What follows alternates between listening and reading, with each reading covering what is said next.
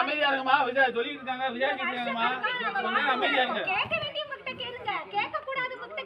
அவங்க டிவோட்டி தான் யார் முதல்ல உங்க பேர் என்ன உங்க பேர் என்ன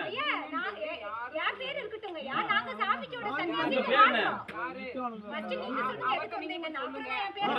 உங்களுக்கு சொல்லணும் என்கிட்ட சொன்னா தானே உங்களுக்கு ஆளு யார் அந்தால நீங்க போலீஸ் ட்ரெஸ்ல வந்ததால நீங்க போலீஸான எப்படி உங்களுக்கு உண்மை உங்களுக்கு தெரிய வேண்டிய அவசியம் இல்ல உள்ளே இருங்க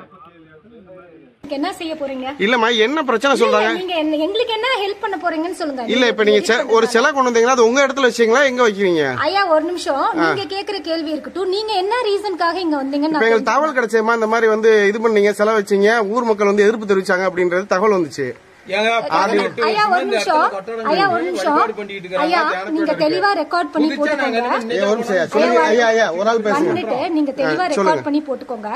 நாங்க இங்க வந்து பல வருஷமா இங்கதான் தங்கி இருக்கோம் நாங்க வந்து சன்னியாசிங்க வருவோம் போவோம் எங்க வேலை விஷயமா இங்க வந்து தங்குவோம் எங்களோட பூஜை எல்லாம் செஞ்சுட்டு இருப்போம் சிலை வச்சிட்டு இருக்கோம் இல்ல இங்க பல வருஷமா ரொம்ப வருஷமா எங்களோட சிலை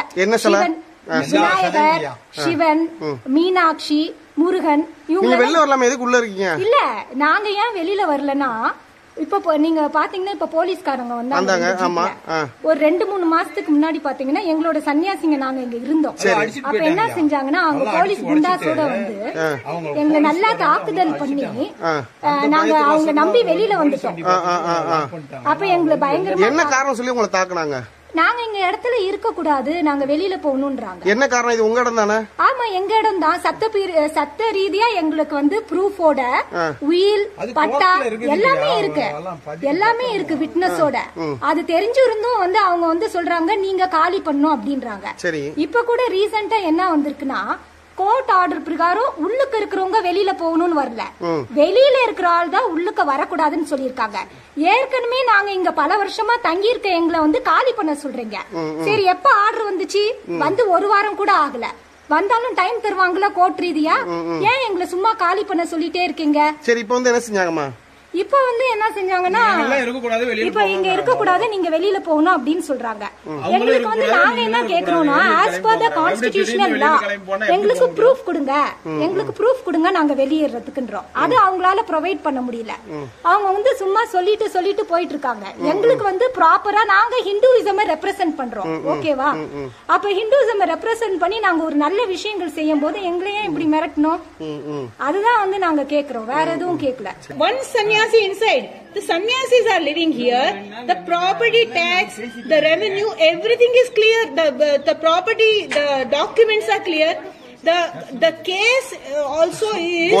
you know the case is also the people the outside people should not enter or the person the Ganapati Ganesh he should not enter and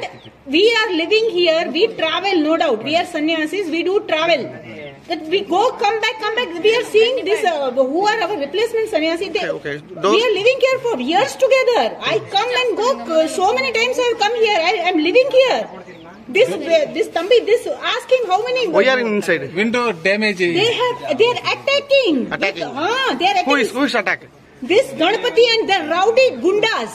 they are attacking today they came behaved decently but otherwise they are attacking. This whole broken window this is the evidence I can show you see the deity this deity is broken this is hand of the deity Meenakshi deity statue is there adu vachi kaattunga just see this hand broken look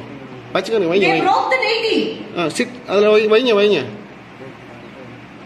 Swamiji hand fixed